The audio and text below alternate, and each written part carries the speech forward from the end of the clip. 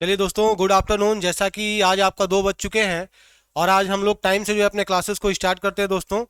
और आप लोग का सभी मित्रों का, सभी बंधुओं का गुड आफ्टरनून है। एंड रेसवा सेमेस्टर में सभी लोग का जो है स्वागत है दोस्तों। रेसवा सेमेस्टर के यूट्यूब चैनल पर सभी लोग का स्वागत है। ठीक है दोस्तों, तो क्लासेस को हम लोग स्टार्ट करते हैं। हम लोग का जो सिलेबस था, हम लोग क्या पढ़ रहे थे? इंजीनियरिंग ग्राफिक्स पढ़ रहे थे। क्या पढ़ रहे थे? Engineering graphics.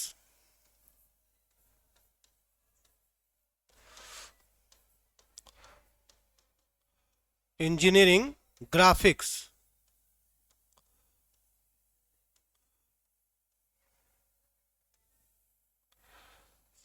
चलिए मित्रों, इंजीनियरिंग ग्राफिक्स में जो हमारा टॉपिक था वो जो हमारा जो टॉपिक चल रहा था कल की क्लासेस में, क्या चल रहा था? स्केल का चल रहा था। कल की क्लासेस में इंजीनियरिंग ग्राफिक्स में जो टॉपिक हम चला रहे थे, स्केल का चला रहे थे। पहले तो जो भी बच्चे अभी तक हमसे नहीं जुड़े हुए हैं, अभी तक मोबाइल सिर्फ उठा के देख रहे हैं, सोच रहे हैं, समझ रहे हैं, वो सारे लड़के एक बार प्लीज कमेंट के माध्यम से मुझे बता दें कि आप लोग सीखने के लिए रेडी हो या फिर नहीं रेडी हो। फिर मैं अपने क्लासेस को स्टार्ट करता हूं दोस्तों। सोचिए मत, बिल्कुल मत सोचिए, बस आप लोग क्लासेस के लिए, प्लीज क्लासेस के लिए तैयार हो जाइए। आपको ड्राइंग पूरी पूरी सिखाने का, पूरा पूरा बनवाने का जिम्मेदारी हमारी है, रेसवा सेमेस्टर की है दोस्तों। ठीक है दोस्तों, तो मैं आपको क्या बता रहा था? स्केल के बारे में बता रहा था। क्या बता रहा था? स्केल।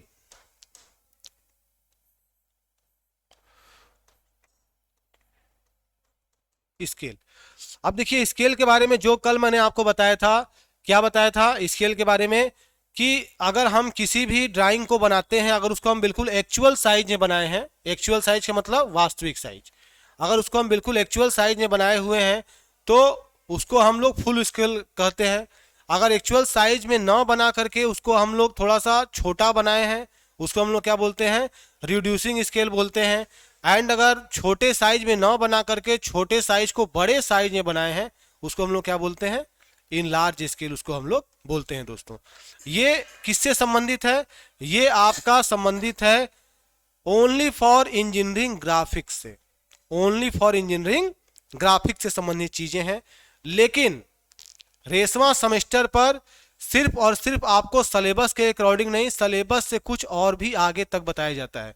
जैसा कि मैंने जब आपकी कुछ समय पहले क्लासेस ली थी तो आपको थ्योरी के अकॉर्डिंग कुछ बताया था स्केल को, कि स्केल मतलब किस धातु का बना हुआ होता है, how many types of the scale, scale कितने टाइप्स के होते हैं, एंड स्केल्स का यूज कहाँ कहाँ होता है, एंड स्केल का लिस्ट काउंट कहाँ कहाँ, मतलब स्केल का लिस्ट काउंट कितना होता है। मित्रों, भूल गए होगे सब लोग? भूल गए हो या फिर याद है? अगर भूल गए हो तो फिर से बता दूं, अगर याद है तो मैं अपना नेक्स्ट टॉपिक आपके सामने स्टार्ट करता हूं, जो कि है कॉनिक सेक्शन। क्या है? कॉनिक सेक्शन का है। ठीक है, एक बार रिपीट करा दूं मैं आपको, ध्यान दीजिएगा मेरी बातों को सभी लड़के। Focus on the class, please focus on the class. इस चीज का ध्यान दीजिएगा सभी लोग। स्केल दो टाइप का मैंने आपको बताया अभी तक के क्लासेस में। एक मैंने आपको थ्योरिटिकल मेथड से बताया, जो कि आप लोग डिप्लोमा पॉलिटेक्निक जो भी आप लोग कर रहे हो उसके मेथड से मैंने आपको बताया। दूसरा जो मैंने आपको बताया स्केल को, वो मैंने आपको बताया ग्राफिक्स के मेथड से। किसके मेथड से? ग्राफिक्स के मेथड से। जैसा कि इंजीनियरिंग ग्राफिक्स की क्लासेस है तो स्केल में जो इंट्रो जो लिखा जाता है वही लिखा जाता है, scale is a linear measurement tools. क्या लिखा जाता है? Scale is a linear measurement tools. Scale is a linear measurement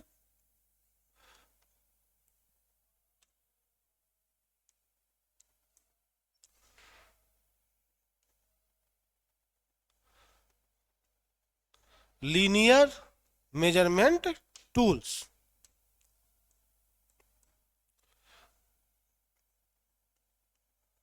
tools, ठीक है, इससे अलग कुछ नहीं लिखा जाएगा। बाकी तो आपकी हिस्ट्री, ज्योग्राफी जो भी है वो तो आपकी बुक में है ही, वो आपके बुक में है। ठीक है, इसको ऐसे लिखना है, इसको ऐसे करना है, इसको ऐसे रीड्स करना है, वो चीज है।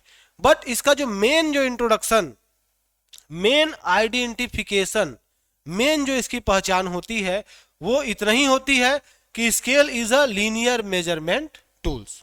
स्केल जो होता है एक प्रकार का लीनियर मेजरमेंट टूल्स होता है। इसको हम लोग सिर्फ रेखीय मापों में मापते हैं।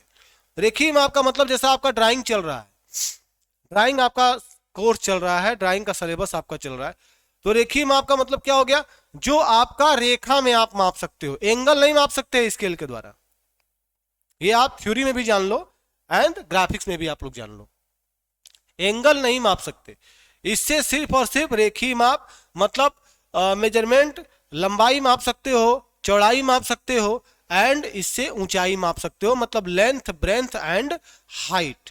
इन तीन चीजों को आप मेजरमेंट कर सकते हो, लेंथ, ब्रेंथ एंड हाइट। ठीक है दोस्तों, ओके। अब देखिए जो आपका स्केल जो इंजीनियरिंग ड्राइंग में है, इंजीनियरिंग ग्राफिक्स में जो स्केल है, ठीक है, उस पे हम लोग आरएफ का मान निकालते हैं। कुछ रिवाइज कर लो, ठीक है, कुछ रिवाइज कर लो। थोड़ा सा तो हम लोग सिलेबस के अकॉर्डिंग तो चलते ही हैं। कोनिक सेक्शन तो मुझे चलना है, कोनिक सेक्शन बहुत डिफिकल्ट चीज नहीं है, कोनिक करके उसकी बस सेक्शनिंग करवा देना है, वो मैं आपको करवा दूंगा।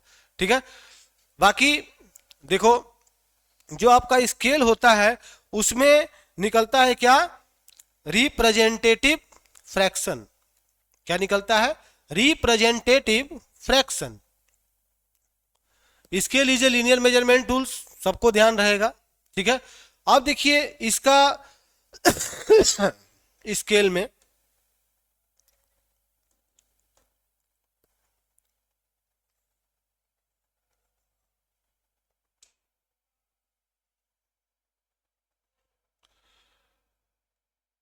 में निकलता है रिप्रेजेंटेटिव फ्रैक्शन। ठीक है, रिप्रेजेंटेटिव फ्रैक्शन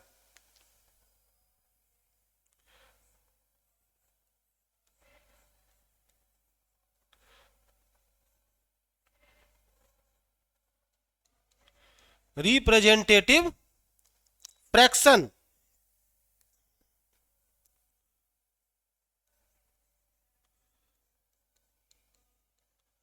ठीक है मित्रों, माय डियर स्टूडेंट, समझ में आ रहा। रिप्रेजेंटेटिव फ्रैक्शन को इसका स्केल जो है डिफाइन करना है। बड़ी चीजों को छोटा दिखा रहे हो, छोटी चीजों को बड़ा दिखा रहे हो, या एक्चुअल चीजों को बिल्कुल एक्चुअल दिखा रहे हो, उसके लिए होता है रिप्रेजेंटेटिव फ्रैक्शन। मतलब निरूपक भिन्न, निरूपक भिन्न। ठीक है, इसका हिंदी में मैं लिख दूं ताकि आपको समझ में आए, ज्यादा से ज्यादा समझिए।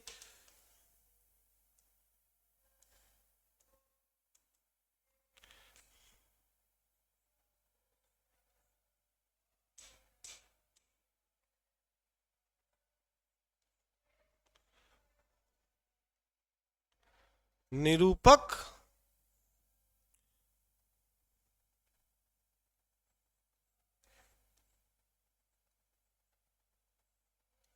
भिन्न। समझ रहे मेरी बात को ना, क्या हो गया, निरूपक भिन्न। ठीक है, रिप्रेजेंटेटिव का मतलब निरूपक होता है, फ्रैक्शन का मतलब क्या होता है, भिन्न होता है।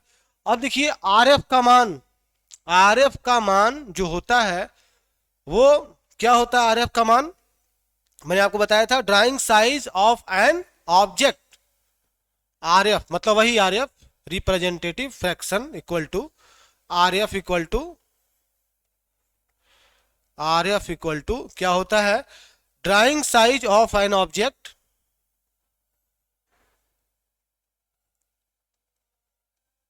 Drawing size of an object upon its actual size, its actual size। यही बताया गया था ना, यही था कल की डेट में। Drawing size of an object मतलब जो भी ड्राइंग साइज का ऑब्जेक्ट जो भी ऑब्जेक्ट का आपने ड्राइंग में साइज रखा है एंड इट्स एक्चुअल साइज के अकॉर्डिंग इसका साइज हम निकाल सकते हैं। ठीक है। अब देखिए आइडेंटिफिकेशन ऑफ स्केल में 3 टाइप के स्केल मैंने आपको बताया था। इसके बाद फिर स्केल में थ्योरिटिकल बता करके मैं आपका कॉनिक सेक्शन बताता हूं। ठीक है। क्योंकि स्केल का जो टॉपिक है उसको बिल्कुल इंड कर देना है, बिल्कुल दिमाग में इस तरीके से घुसा देना है कि आप लोग स्केल से कहीं से भी पीछे ना हो। अभी तक की हम लोग की यही प्रैक्टिस रही है कि जो भी बच्चे हमें रेसवा सेमेस्टर पर देख रहे हैं, सुन रहे हैं या समझ रहे हैं, उन बच्चों के सामने मेरा देखिए यही पर्पस रहता है, यही इंपॉर्टेंट रहता है खड़े होने का या किसी भी चीज को बताने का कि उसकी अगर 10 किताबें हैं, 10 बुक्स हैं, 10 बुक्स में अगर डिफरेंट डिफरेंट टाइप का दिया हुआ है तो 10 बुक्स का एक कंक्लूजन निकाल करके मैं बच्चों को बता दूं, ताकि आपको इन फ्यूचर कोई प्रॉब्लम ना हो मित्रों। ठीक है। तो आरएफ का मान निकाल लेंगे आप लोग, जो कि रेशियो में निकलेगा। अब देखिए identification of scale.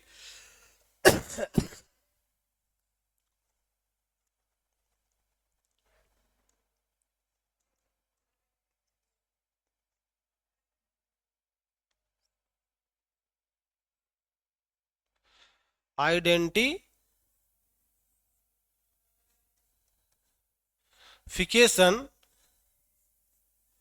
Of scale, देख रहा है ना, आइडेंटिफिकेशन ऑफ स्केल। ठीक है। इसको हम लोग किस तरीके से इसको आइडेंटिफाई करते हैं इसके बारे में जान लीजिए। आइडेंटिफिकेशन ऑफ स्केल में पहला क्या हो जाता है, स्केल फुल साइज। क्या हो जाता है, first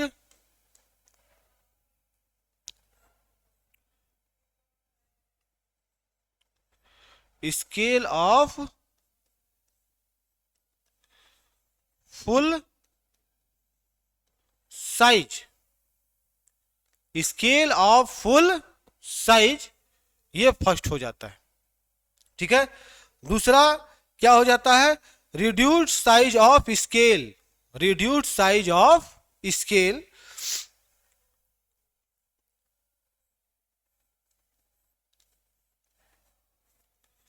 reduce size of scale, ये दूसरा हो जाता है। ठीक है मित्रों, समझ गए। दूसरा। थर्ड क्या हो जाएगा, enlarge, enlarge size of scale, enlarge size of scale, ये आपका क्या हो जाता है, ये आपका थर्ड नंबर हो जाता है। यहीं पे लिख देता हूं, स्पेस है, नेक्स्ट पेज का यूज करेंगे अगला स्केल सीखने के लिए। ठीक है। तीसरा क्या होता है, थर्ड इनलार्ज्ड,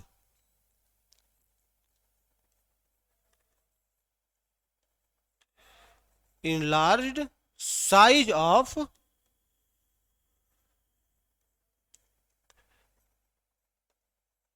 स्केल। बस देखते जाइए, समझते जाइए, रिवाइज करते जाइए ताकि छूटे ना।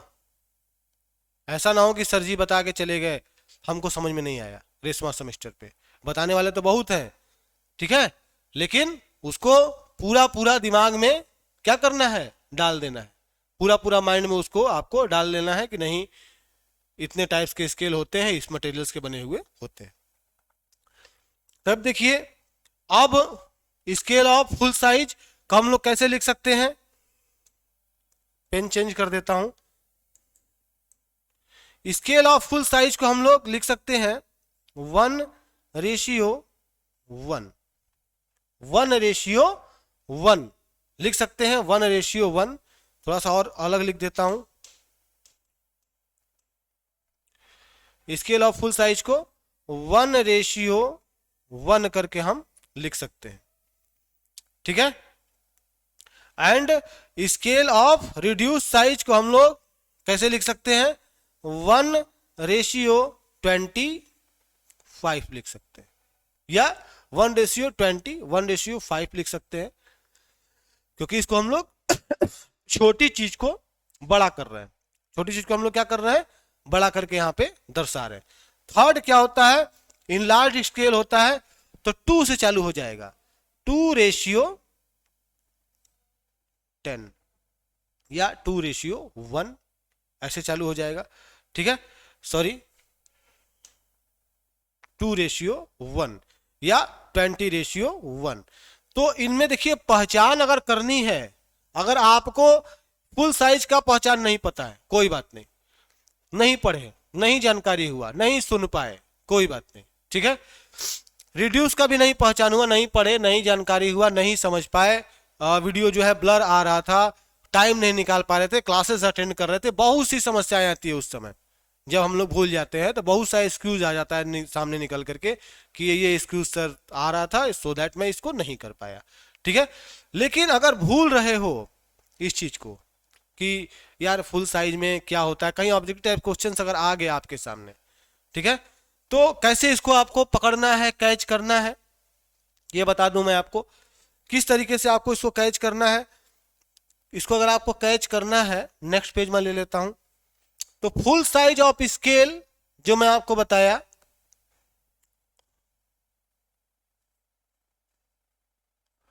Full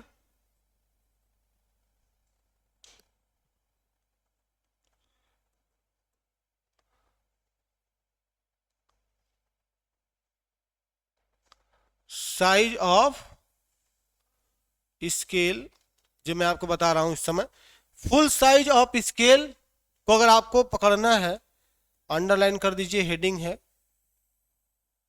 full size of scale अगर आपको पकड़ना है तो आप पकड़ सकते हैं कैसे, 1:1, दोनों तो 1 ही है, दोनों आपका क्या है, 1 ही है। तो जब दोनों 1 है तो समझ सकते हैं कि फुल साइज ऑफ स्केल है, इसीलिए 1:1 करके लिखा हुआ है, इसलिए इसको हम फुल साइज ऑफ स्केल कह सकते हैं, ठीक है, okay.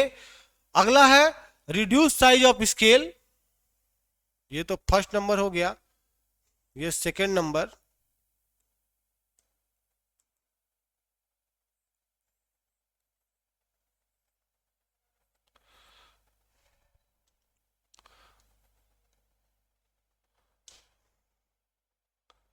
Reduce size of scale, underline कर दीजिए। अब देखिए इसको पकड़ना है आपको, रिड्यूस साइज ऑफ स्केल को अगर आपको पकड़ना है, कैच करना है, तो किस तरीके से कर सकते हैं, 1:2, 1:2, 1:3, 1:25, ऐसे करके आप इसे क्या कर सकते हैं, पकड़ सकते हैं मित्रों। 1:2, ये आपका क्या हो गया, ये आपका हो गया रिड्यूस साइज, कौन सा हो गया, ये हो गया आपका रिड्यूस साइज, जहां पे आपका 1 पहले हो और 2 आपका बाद में हो, या बड़ा नंबर आपका बाद में हो, तो आप उसको कैच कर सकते हो, पकड़ सकते हो कि इस तरीके से इसको किया गया है, ठीक है। थर्ड आता है आपका इनलार्ज,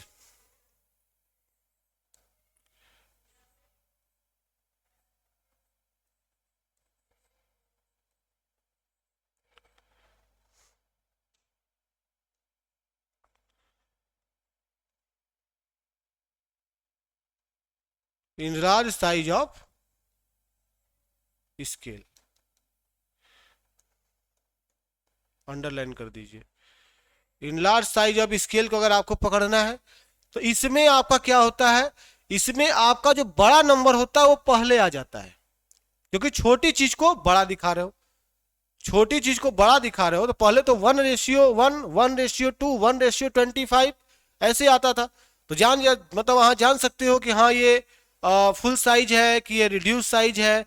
अब इन लार्ज को पकड़ना है, अगर आपको कैच करना है, कुछ नहीं जानते हैं हम स्केल के बारे में, एक बार इमेजिन करो, कुछ भी नहीं जानते हैं, तो अगर आपको इन लार्ज का अगर आपको यूज करना है, पकड़ना है, तो यहां पे आप कैसे पकड़ सकते हो इसको, 2:1 से, मतलब इसमें 1 आपका कहां चला गया, बाद में चला गया, इसमें 1 आपका बाद में चला गया। इस पेज को छोड़ दीजिए, इस पेज पे मैं अगला चीज बताऊंगा, ठीक है।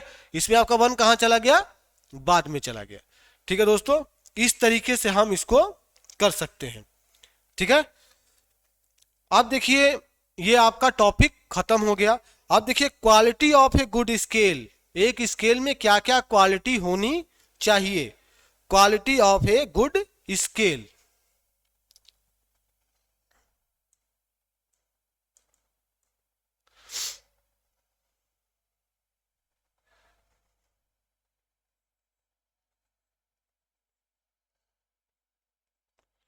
क्वालिटी ऑफ ए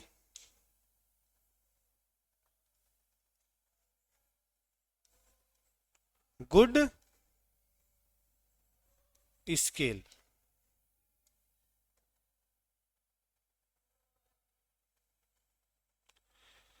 एक अच्छे स्केल में क्या क्या क्वालिटी होनी चाहिए, इसको मुझे देखना है। तो सबसे पहले एक अच्छे स्केल में क्या क्या क्वालिटी होनी चाहिए, तो पहले तो वो एक्यूरेट होना चाहिए।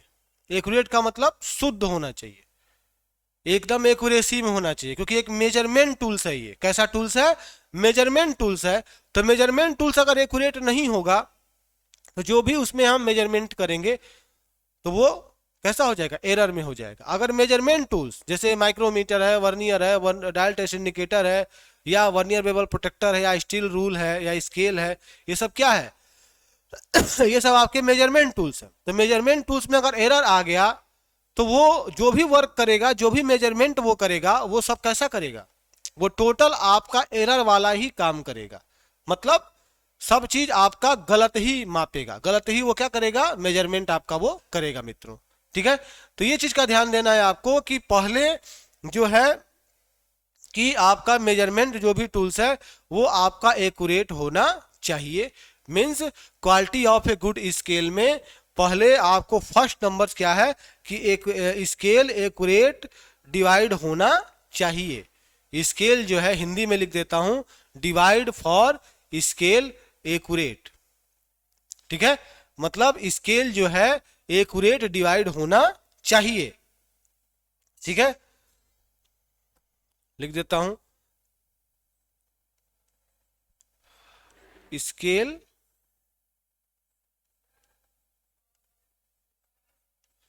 एक्यूरेट डिवाइड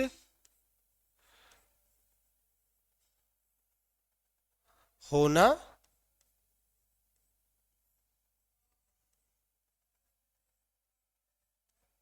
चाहिए।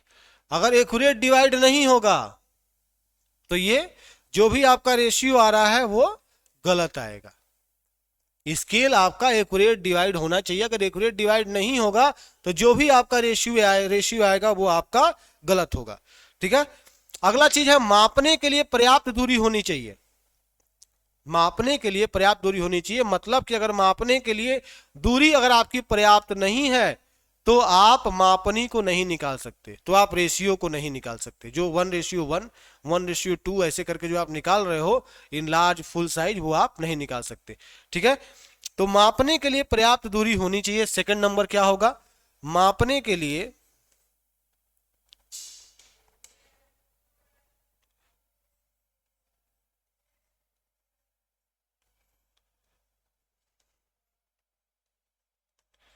मापने के लिए पर्याप्त दूरी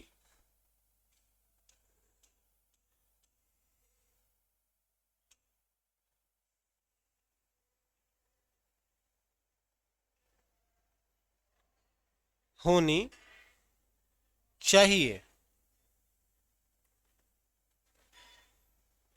मापने के लिए भी मेरे पास पर्याप्त दूरी होनी चाहिए। अगर पर्याप्त दूरी नहीं है तो हम सही से उसका यूज नहीं कर पाएंगे। ठीक है,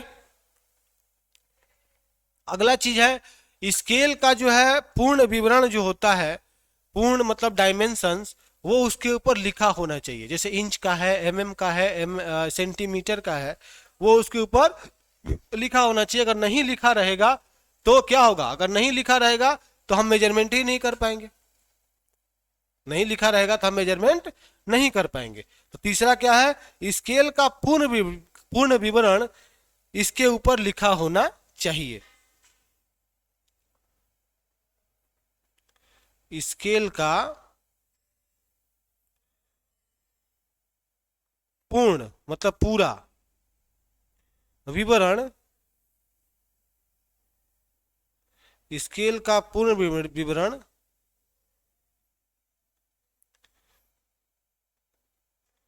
इसके ऊपर लिखा होना चाहिए।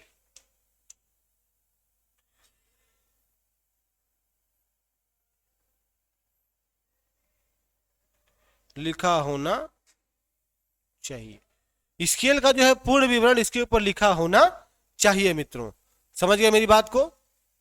तो जैसे सिलेबस के अकॉर्डिंग मैंने आपको बताया था, कोई भी चीज आपका छूटेगा नहीं।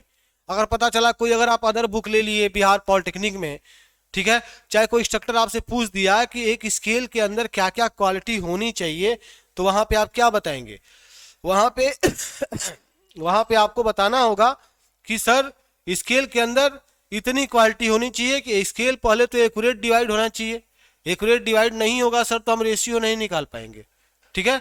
दूसरा है मापने के लिए पर्याप्त दूरी होनी चाहिए। अगर हम मेजरमेंट कर रहे हैं, अगर दूरी पर्याप्त नहीं है तो हम मेजरमेंट नहीं कर पाएंगे, और जब मेजरमेंट नहीं कर पाएंगे तो हम ड्राइंग क्या बनाएंगे? हम ड्राइंग नहीं बना पाएंगे।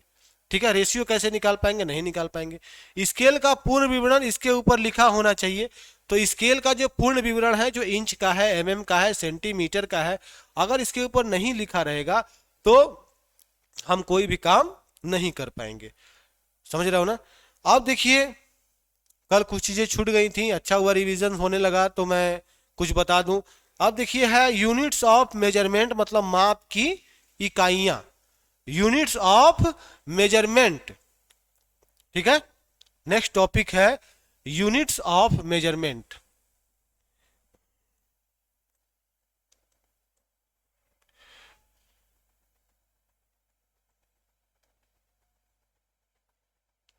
यूनिट्स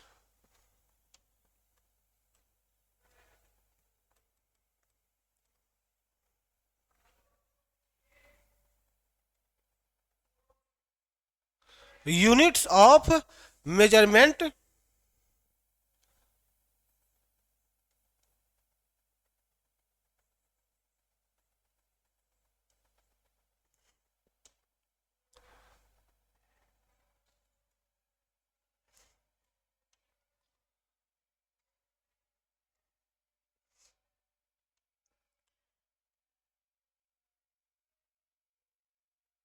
यूनिट्स ऑफ मेजरमेंट लिखा हुआ है। ठीक है। पीडीएफ में जाएगा तो बहुत ज्यादा समझ में आएगा। यूनिट्स ऑफ मेजरमेंट मतलब माप की इकाई।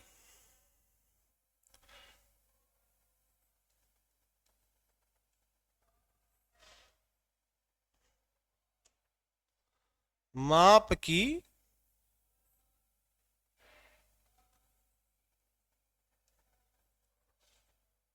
इकाई। ठीक है। अंडरलाइन।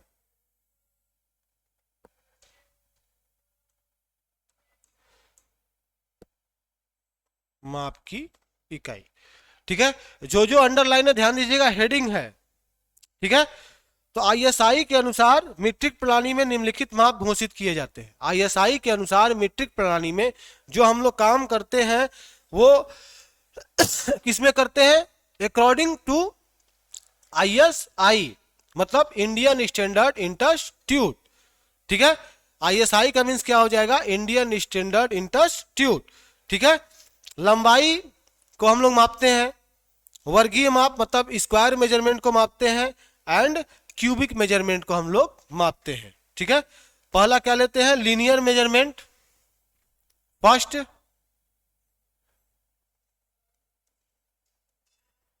Linear measurement.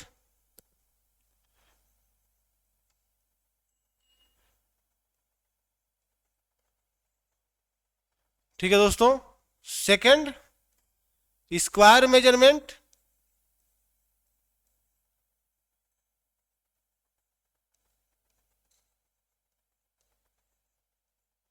ठीक है मित्रों। तीसरा लेते हैं क्या? Cubic measurement. क्या लेते हैं? Cubic measurement. क्यूबिक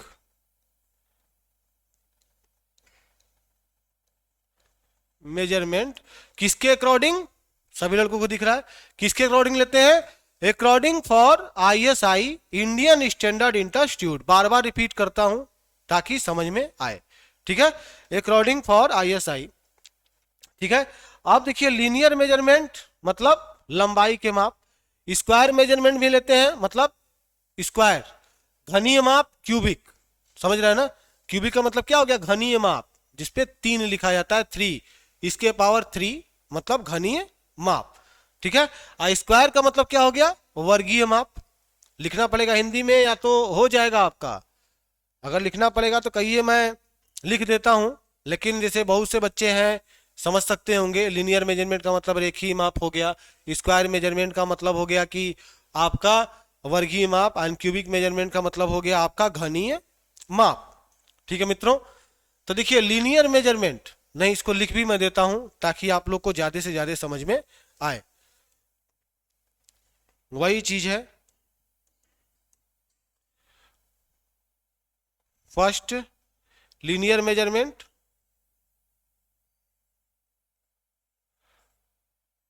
मतलब लंबाई के माप,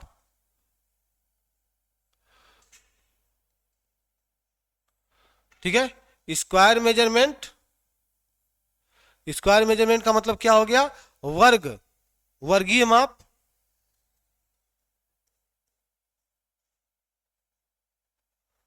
वर्गीय माप। थर्ड क्या हो गया, क्यूबिक मेजरमेंट का मतलब हो गया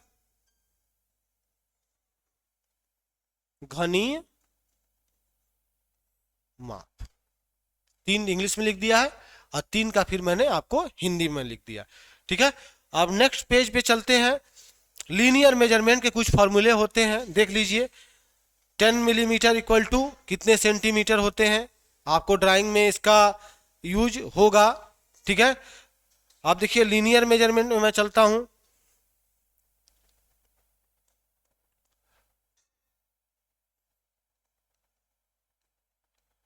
लीनियर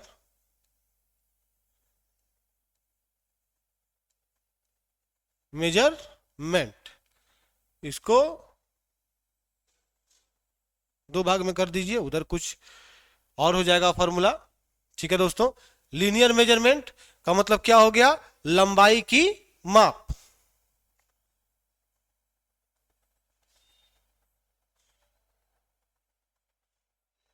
लंबाई की माप,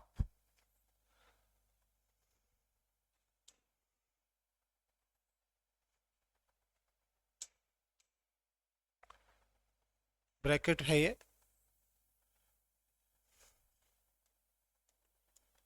इसको अंडरलाइन कर दीजिए, ठीक है। अब देखिए लंबाई की माप है 10 मिलीमीटर इक्वल टू कितना सेंटीमीटर होता है, क्वेश्चन है, फॉर्मूला है, देख लीजिएगा। 10 मिलीमीटर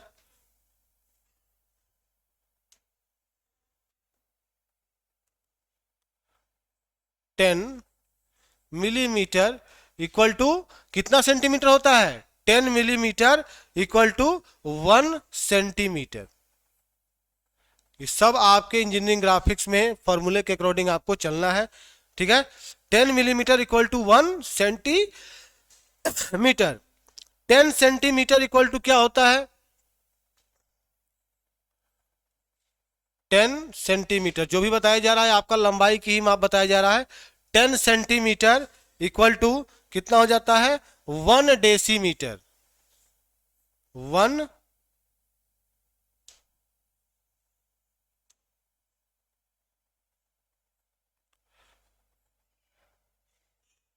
डेसीमीटर या तो डीएम, ठीक है दोस्तों। ये सब आपका लंबाई की माप है, जैसा कि मैंने आपको पिछले में बताया हुआ है ये कि क्वालिटी ऑफ गुड स्केल में क्या क्या क्वालिटी होनी चाहिए, एंड यूनिट्स ऑफ मेजरमेंट में लीनियर मेजरमेंट में लिख रहा हूं, फिर उसके बाद फिर मैं स्क्वायर मेजरमेंट के बारे में बताऊंगा, उसके बाद क्यूबिक मेजरमेंट के बारे में आपको बताऊंगा दोस्तों, ठीक है। अब देखिए 10 डेसीमीटर, 10 डेसीमीटर इक्वल टू क्या होता है? 10 डेसीमीटर इक्वल टू कितना मीटर होगा? 1 metre. 10 decimetre equal to 1 metre. 10 metre equal to 10 metre equal to 1 deca का मीटर। ठीक है, अगर आप मेरे साथ हैं, पेन लिए हुए हैं, पेंसिल लिए हुए हैं, तो आप लोग उसके साथ साथ उसको नोट भी कर लीजिए। ठीक है, 10 decametre equal to 1 hectometre. 10 decametre equal to 1 hectometre. ठीक है, समझ में आ रहा है आप लोग को? यह आपका फॉर्मूला है। 10 हेक्टोमीटर इक्वल टू 10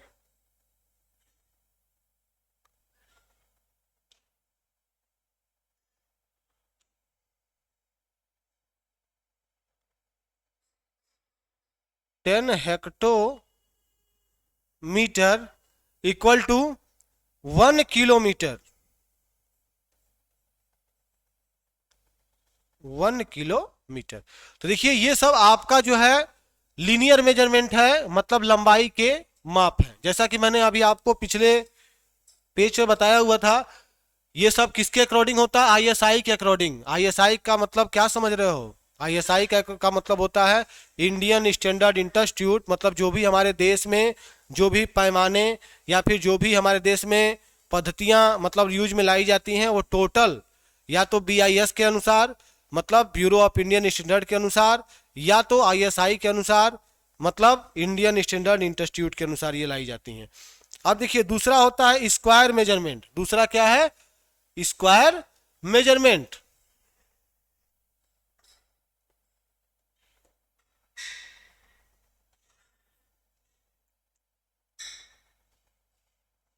स्क्वायर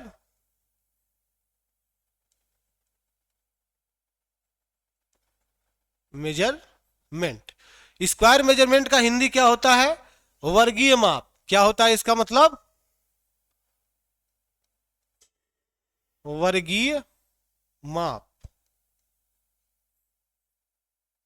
ठीक है दोस्तों, अंडरलाइन जरूर करते रहिएगा ताकि समझ में आए कि ये आपका हेडिंग है।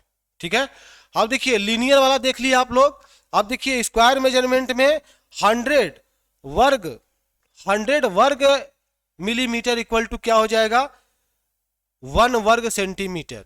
ये सब आपका थोड़ा सा जब भी आप मेजरमेंट करेंगे स्केल के थ्रू, तो आपको सोचने में, समझने में, अगर पैमाना, अगर आपके पास एक फॉर्मूला अगर आपके सामने होगा तो ये आपको समझ में आएगा। ये मैथमेटिक्स तो है, लेकिन मैथमेटिक्स में जब भी आप मेजरमेंट करेंगे तो वहां पे आपको स्केल की आवश्यकता पड़ेगी दोस्तों।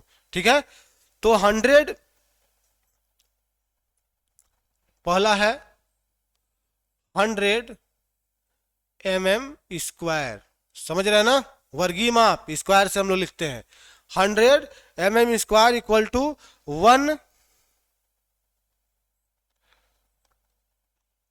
Centimetre square. देख रहा है? टोटल इसमें स्क्वायर में आ रहा है। ठीक है, टोटल इसमें स्क्वायर में आ रहा है। 100 वर्ग centimetre equal to 100 centimetre square equal to, कोई बताएगा कमेंट के माध्यम से क्या होगा? 100 सेंटीमीटर स्क्वायर टू क्या होगा? 1 वर्ग डेसीमीटर, 1 डीएम स्क्वायर। देखिए टोटल फॉर्मूला आपका स्क्वायर पे आधारित है। 100 वर्ग decimetre equal to 100 decimetre square equal to क्या हो जाएगा?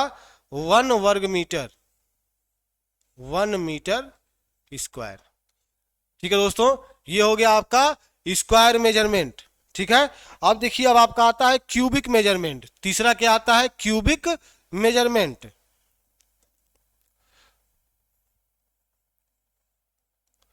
क्यूबिक का मतलब होता है घनीय।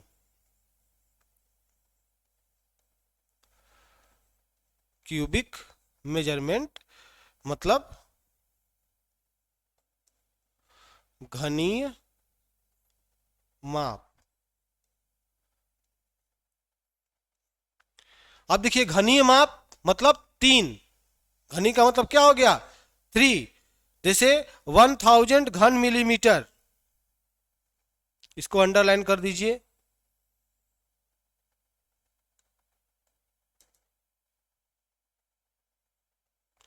1000 मतलब 1000 घन मिलीमीटर मतलब का क्यूब इक्वल टू क्या होगा? 1 घन सेंटीमीटर का क्यूब। देखिए, इसमें जो भी आ रहा है सब आपका क्यूब में आ रहा है। ठीक है। अब 1 घन सेंटीमीटर इक्वल टू 1000, ठीक है, घन सेंटीमीटर सीएम का क्यूब, सेंटीमीटर का क्यूब क्या हो जाएगा? 1 डेसीमीटर का क्यूब। जो भी आ रहा है आपका किस में आ रहा है? क्यूब में आ रहा है, क्यूबिक मेजरमेंट में। ठीक है। अब हो गया 1000 घन डेसीमीटर, 1000 घन डेसीमीटर का क्यूब कर दीजिए, इक्वल टू क्या हो जाएगा? 1 घन मीटर स्क्वायर क्यूब, 1 मीटर का क्यूब। ये समझ गए आप लोग? ये जो फार्मूला मैंने लिखा हुआ है ये आपके मेजरमेंट के थ्रू मैंने लिखा हुआ है। कहीं पे अगर आपके पास मेजरमेंट का कोई टॉपिक आ जाता है तो उससे पैनिक होने की जरूरत आपको नहीं है। ठीक है दोस्तों, ओके, ये समझ गए किस तरीके से मैंने इसको किया हुआ है? ओके, समझ में आ गया सभी बच्चों को? Linear measurement, square measurement and cubic measurement समझ में आ गया होगा सारे बच्चों को कि मेजरमेंट की जो है जो प्रणालियां होती हैं हमारे कंट्री में वो आईएसआई के अकॉर्डिंग होती है, मतलब इंडियन स्टैंडर्ड इंस्टीट्यूट के अकॉर्डिंग होती है, या तो बीआईएस के अनुसार होती है, मतलब ब्यूरो ऑफ इंडियन स्टैंडर्ड के अनुसार ये होती हैं दोस्तों, या तो ब्रिटिश प्रणालियां होंगी जो कि आपकी फॉरेनर है। फॉरेनर मतलब क्या हो गया? विदेशी प्रणालियां है। लेकिन जब हमारे देश का सिस्टम अवेलेबल है तो पहले हम अपने देश के सिस्टम में ही वर्क करेंगे, उसके बाद फिर हम विदेश के सिस्टम में वर्क करेंगे दोस्तों। ये समझ गए आप? एंड और कोई प्रॉब्लम हो स्केल से? आप देखिए, ये स्केल मैंने आपको बताया था। चलते हैं पिछले पेज पर। एक ये स्केल है, full size of scale, reducing scale and enlarge size of scale, and units of measurement, linear measurement, square measurement and cubic measurement. ये तीनों जो भी मेजरमेंट है आपको अपने दिमाग में भर लेना है, बिकॉज जब भी आप स्केल का यूज करेंगे, जो हमारा टॉपिक था scale, scale is a linear measurement, तो जब भी आप लीनियर मेजरमेंट का यूज करेंगे, कहीं पर भी लीनियर मेजरमेंट का नाम आएगा तो आपको लंबाई के माप, मतलब लीनियर मेजरमेंट का मतलब क्या होता है? देखिए, यहाँ 3 इंग्लिश में लिखा हुआ है, देन यहाँ 3 आपको मैंने हिंदी में लिख दिया है, ताकि अगर आपके पास जाए तो आपको कोई प्रॉब्लम ना हो। ठीक है। अब देखिए, इससे छोड़ करके स्केल से कोई भी क्वेश्चंस नहीं आने वाला, बस आपको आरएफ की वैल्यू याद रखनी है। आरएफ की value, drawing size of an object upon its actual size. Okay, ये हो गया इंजीनियरिंग ग्राफिक्स का स्केल। अब मैं स्टार्ट करूंगा आपका थ्योरी का स्केल। एक स्केल और होता है जिसका आप कहते हो वो किस मटेरियल का बना हुआ, उसका लिस्ट काउंट क्या होता है, एंड ये कितने टाइप्स के पाए जाते हैं। बस इतने ही टाइम में मैं उस स्केल को भी खत्म कर दूंगा दोस्तों। ठीक है। अब देखिए, एक स्केल आपका होता है,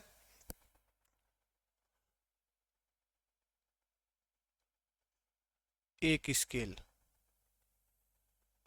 अब देखिए, एक स्केल होता है जो कि मेजरमेंट करता है, और एक स्केल होता है जो कि आपके इंजीनियरिंग ग्राफिक्स में यूज में लाया जाता है। दोनों मैं बता चुका हूं आपको, पिछला वीडियो आप मेरा देखेंगे, दोनों का दोनों चीज है मेरे पास। ठीक है। तो एक स्केल आपके पास है जो कि आपका सिर्फ मेजरमेंट कर रहा है, मतलब इसका इंट्रोडक्शन क्या हो जाएगा?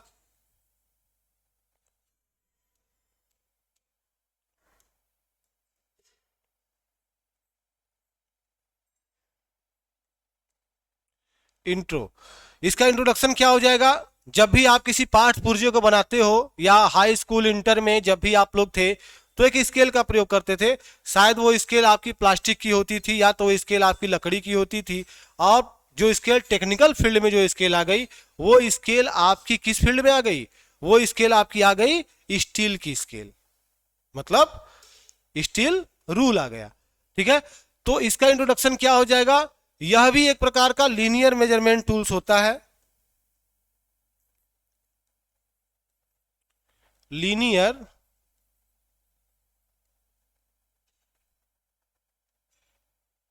मेजरमेंट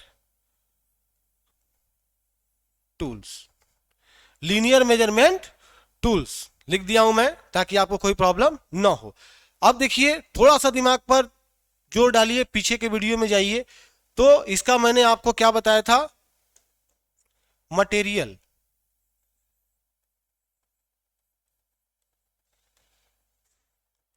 मटेरियल, तो देखिए जब मटेरियल में आप जाते हैं मटेरियल, तो मटेरियल में जब आप जाएंगे तो इसके पहले जो आप इंटर में थे, हाई स्कूल में थे या किसी अदर क्लासेस में थे, तो वहां पे जो मटेरियल आपका यूज होता था, आप जो स्केल यूज करते थे प्लास्टिक का भी यूज कर लेते थे।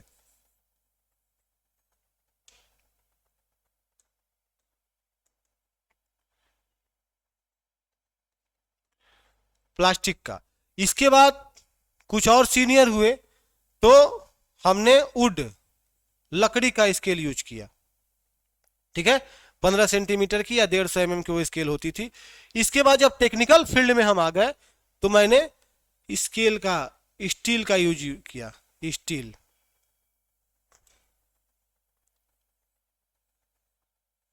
स्टील, ठीक है। अब इसका जो डिफाइन हो गया मैं बता दूं, अब ये क्या बन गया, मटेरियल इसका बन गया आपका स्टील रूल। क्या मटेरियल बन गया आपका, स्टील रूल। अब देखिए स्टील रूल जो बना है, लिख देता हूं यहां पे,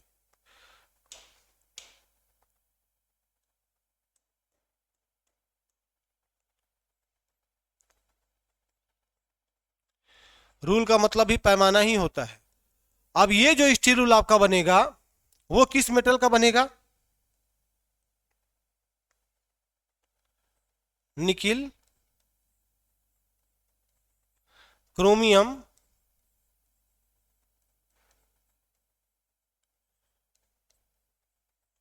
निकिल क्रोमियम स्टील का बनेगा, या तो स्प्रिंग स्टील का बनेगा,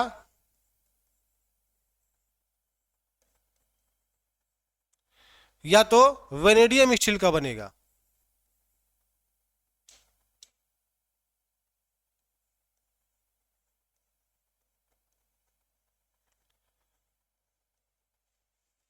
ठीक है, अब देखिए ये जो आपका रूल बन गया मेजरमेंट के पर्पज से बना है, निकिल क्रोमियम स्टील का बनेगा, या तो आपका स्प्रिंग स्टील का बनेगा, या तो वेनेडियम स्टील का बनेगा।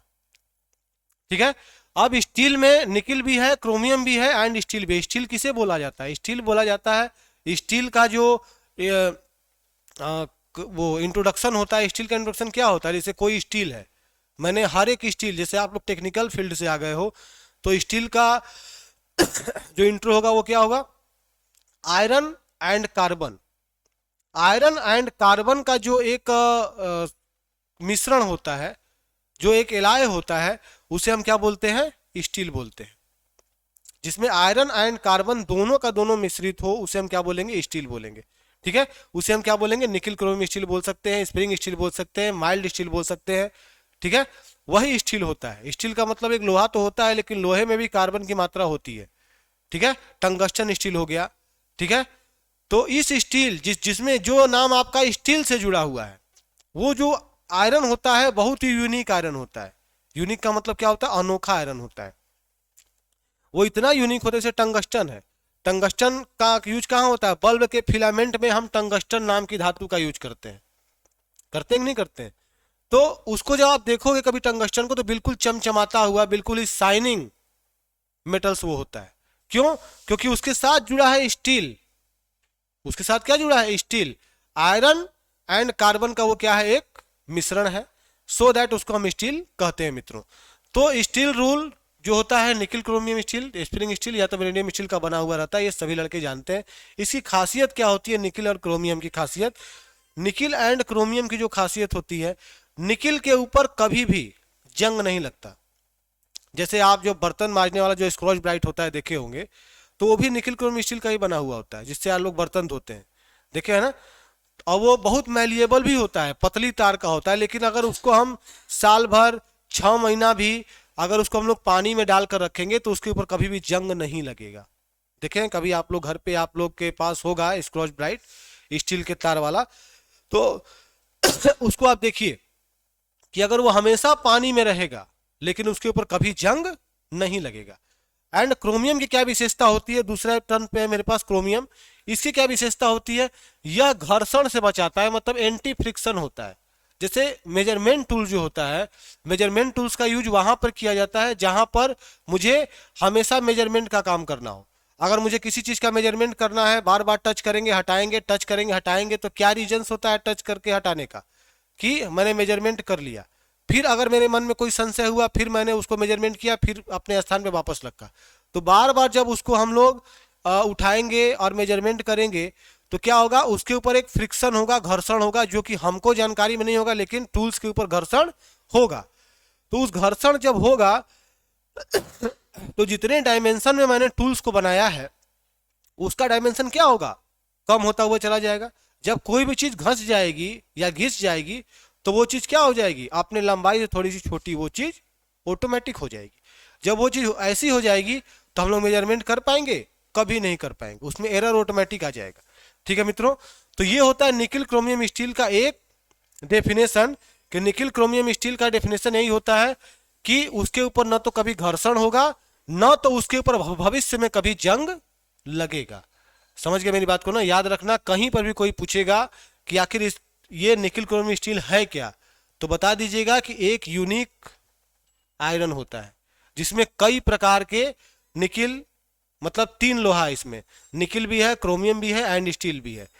अब इसमें क्या खासियत है, एंटी फ्रिक्शन भी है ये, एंटी कोरोजन्स भी है एंड ये स्टील भी है।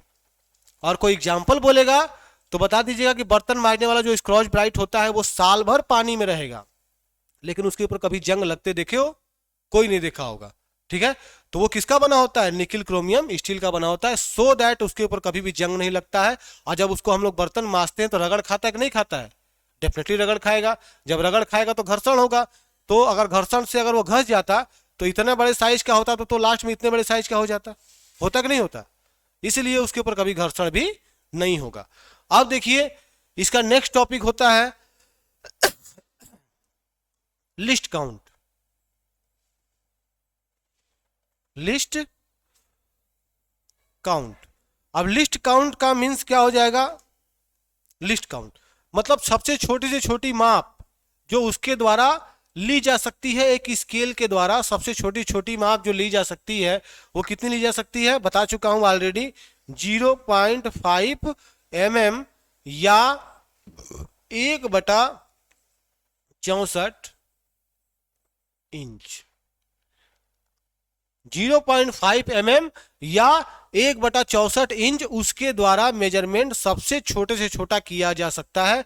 बिकॉज स्टील रूल जो होता है उसका मैं एक फिगर आपके सामने बना दूं यहां पे,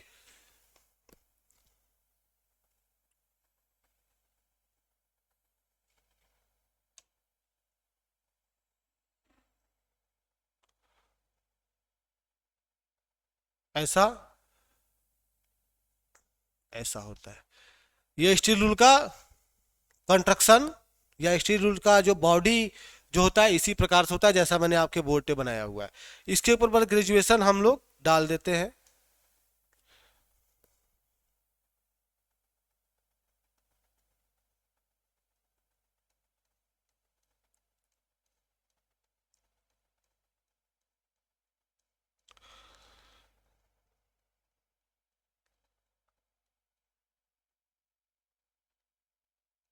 ये हो गया,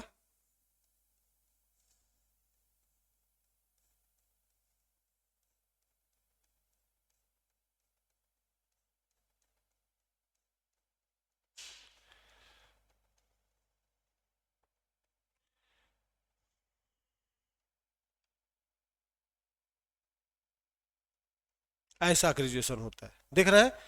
तो ऐसा ग्रेजुएशन होता है। तो इसके द्वारा सबसे छोटी छोटी जो माप ली जा सकती है, जो दो खानों के बीच का जो माप होता है,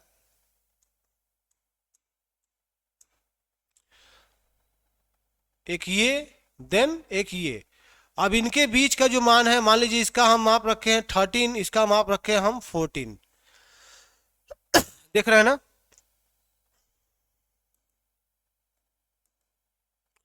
तो इनके बीच में जो ये माप होता है, ये कितने का होता है, 0.5 mm का। कितने का होगा, 0.5 mm का। ये बीचों बीच का है, बता चुका हूं, पिछला वीडियो देखोगे तो और भी उसको डिफाइन करके मैं बताया हुआ हूं। ये तो थोड़ा सा स्केल खत्म हो रहा था तो मैं सोचा बता दूं। तो ये हो गया 0.5 mm या फिर 1/64 इंच, 0.5 mm मीट्रिक में एंड 1/64 इंच ब्रिटिश में। ठीक है। अब इसका types,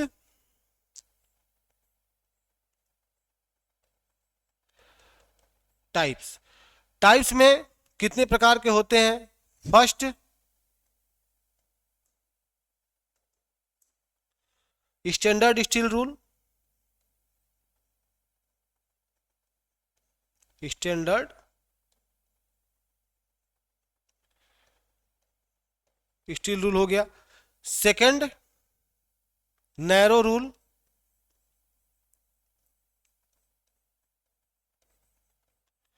third, shrink rule,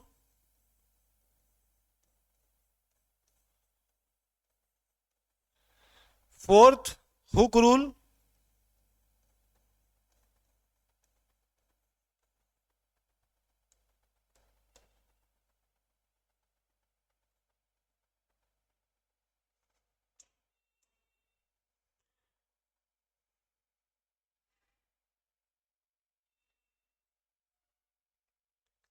pipe,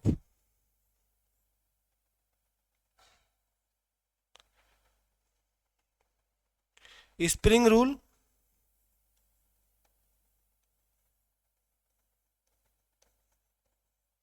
six, folding rule.